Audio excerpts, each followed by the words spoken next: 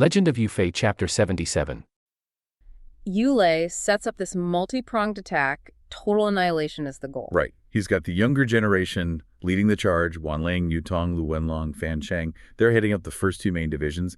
These guys are the inheritors carrying the torch. And backing them up, you've got the old guard, the absolute core, 5 veteran generals, Ji King, Liang Xing, Zhao Yun, Zhu King, and of course, good old New Gao. A real sledgehammer aimed right at the retreating Jurchens. And the source material describes the fighting in almost like cosmic terms. They hit the Jurchen camp so hard it says the killing went on until you. Basically, heaven and earth were shaking. It was a complete rout, just overwhelming. Catastrophic is probably the word. The Golden Army, the Jurchen forces, they took an unbelievable hit. Wuzhu started with maybe 500,000. Yeah, and the source says more than half were killed or scattered. So you're looking at, what, 250,000 casualties? Plus, Wuzhu lost over 20 of his top generals. His entire command structure just evaporated. Gone. So Wuzhu himself flees, gets outside the pass, and his plan is basically run home, regroup, beg for a whole new army. Right here, Yulei pauses. He halts the main pursuit briefly, just to wait for supplies.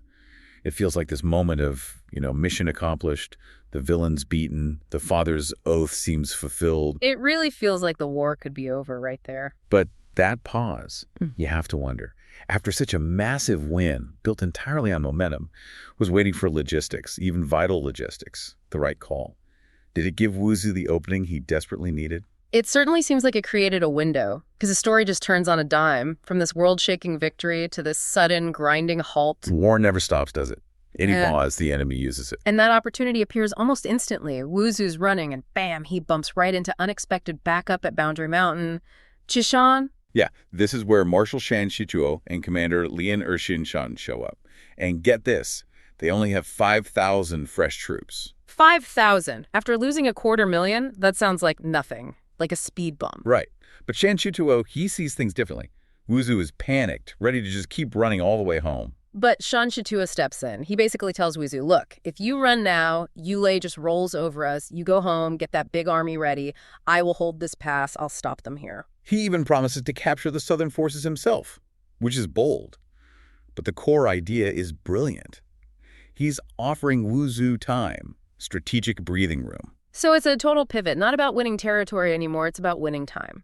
Shan Shituo sees Jishan Pass as the perfect choke point. Exactly. He knows he can't beat Yulei's whole army with 5,000 men, but maybe he can bleed them, slow them down, absorb that initial shockwave from the big victory. He's basically willing to sacrifice his small force, isn't he? To buy time for the larger war effort. His mission isn't victory, it's delay. Which, honestly, makes him a much more dangerous opponent than maybe some of the others Yulei had faced. He understands the strategic play. So Yulei gets to Jishan, probably expecting to just punch through these 5,000 guys and keep chasing Wuzhu. But instead, wall. Shan Shituo rides out immediately, challenging the Song camp. And the description the text gives us of this guy, it's something else. It's designed to terrify. It really is. He's explicitly compared to, like, demons from the underworld.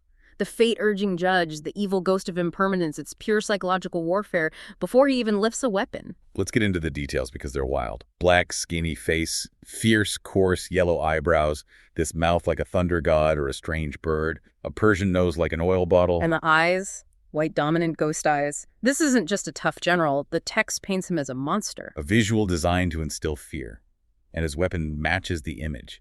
He carries a gold-plated dang. Think of it like a massive, heavy trident head on a pole, meant for smashing. And the weight. The source says 120 jin. Which is what? About 160 pounds. 160 pounds. That's not a weapon a person wields. That's like a piece of artillery. Just the sight of it must have shaken the Song soldier. Well, absolutely. It represents this raw, almost unnatural power. And guess who steps up to fight him? It has to be someone significant. It's Guanling, son of the famous Guansheng, carrying the iconic green dragon crescent blade. It's lineage, tradition, classic Song heroism. Against this monstrous brute force, a symbolic clash. And the clash is over fast. Guanling charges, they connect, and immediately Guanling finds that a 160-pound dang is just too heavy. Too heavy, that's an understatement. Shan Shituo just rains down blows, maybe 10 consecutive hits with the dang, and Guanling is completely overwhelmed, driven back instantly. Wow, so much for lineage in that fight. And the impact is immediate. Shan Shituo presses the attack as Guanling retreats, and it shatters the morale of that whole division. That one duel costs the Song army 1,000 casualties out of Groundling's 3,000 men. 1,000 casualties, just like that. After the massive win the day before. Just like that, the momentum grinds to a screeching halt. It just shows how fragile momentum can be when you run into someone like Shan Shituo, pure force focused on one single goal. Stop the advance. Okay, so Yu Lei and his advisors, Zhu Jin, they realize we can't just keep sending guys out to get smashed by this one warrior. Right, direct confrontation isn't working, so they pivot to tactics. Cunning. They plan a night ambush. The classic move. They pull the army back 20 li, about 7 miles maybe, trying to lure Shan Shituo out. Textbook setup. Guanling on the left flank, Yan Chengfeng on the right, 3,000 men each. But the really clever part was sending Lu Wenlong on this long detour. Ah, the flanking maneuver. Exactly. 3,000 men swinging way around to get behind Jishan, cutting off the Jurchen retreat path. The plan was total encirclement, trap them completely. A really nice, complex plan. Should have worked. Should have. But Shan Shituo, he'd apparently heard all about Wuzhu getting caught by these southern tricks. He was wary. So he didn't just charge into the trap. No, he suspected something. He decides against a simple raid and goes for a counterplay. The text calls it the host into guest strategy. Right. Basically, turn the tables. A counter ambush.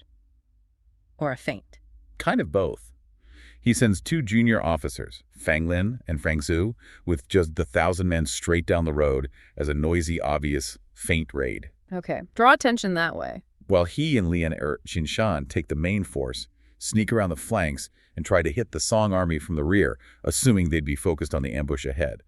Both sides were trying to trap the other. So around 3 a.m. chaos, the feint hits the empty Song camp, the signal cannon for the Song ambush goes off. And suddenly everyone realizes they've walked into a mess.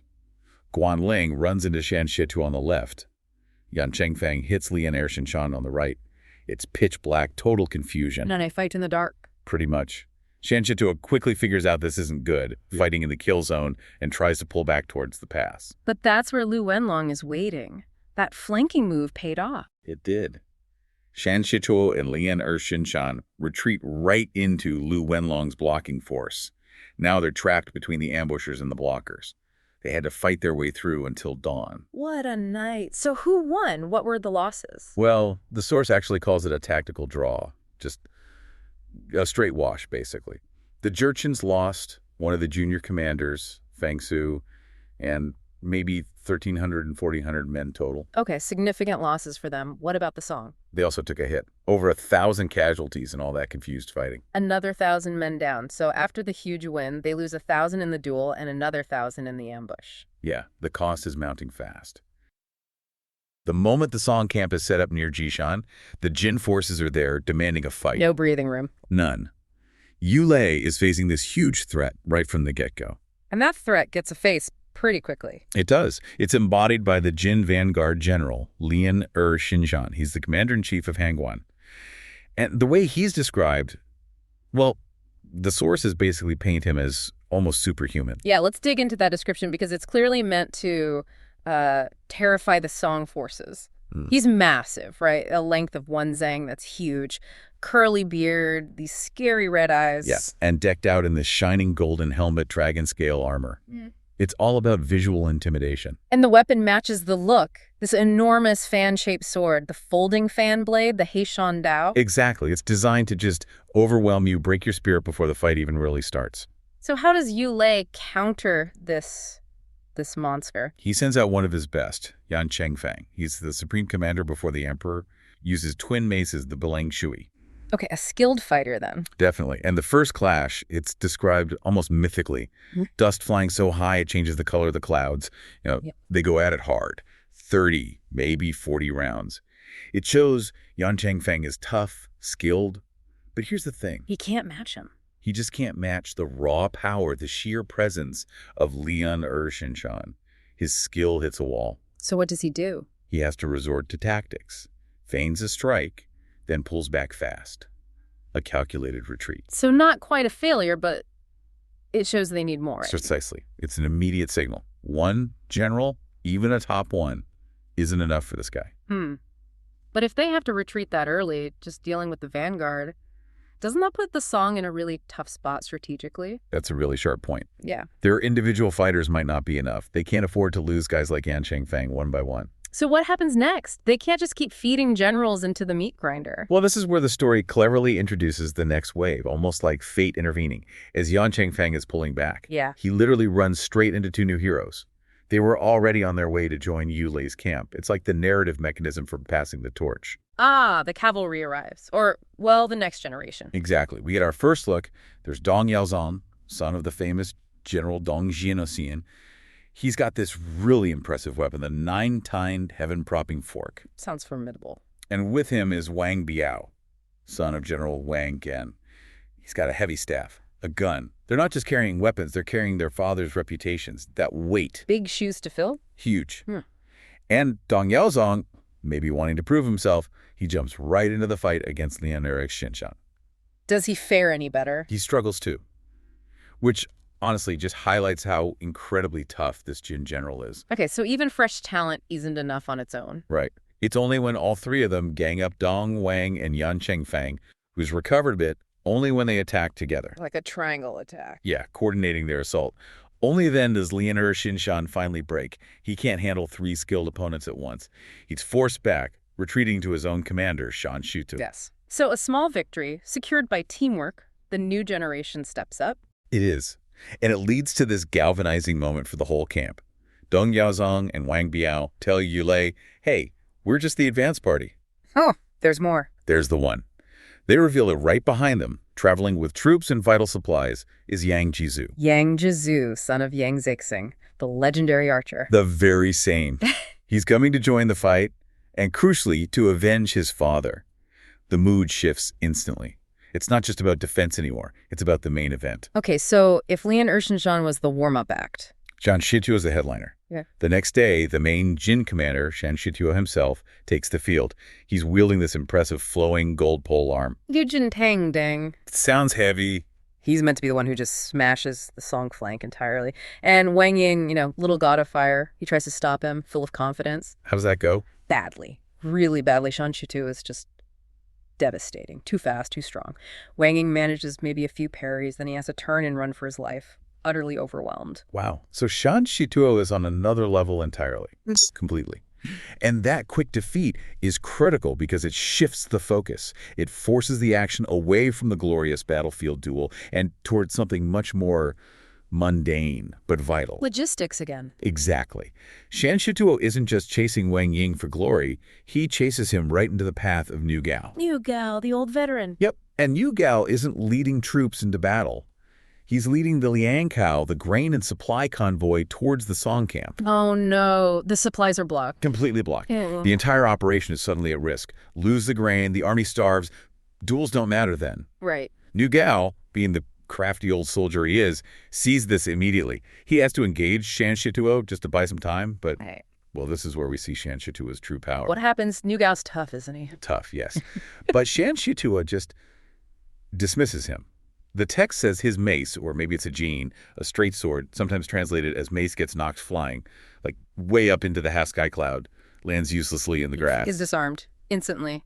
Instantly. Completely exposed. The grain convoy is stuck. It looks hopeless. Okay, hold on. He's defeated, weaponless, supplies blocked.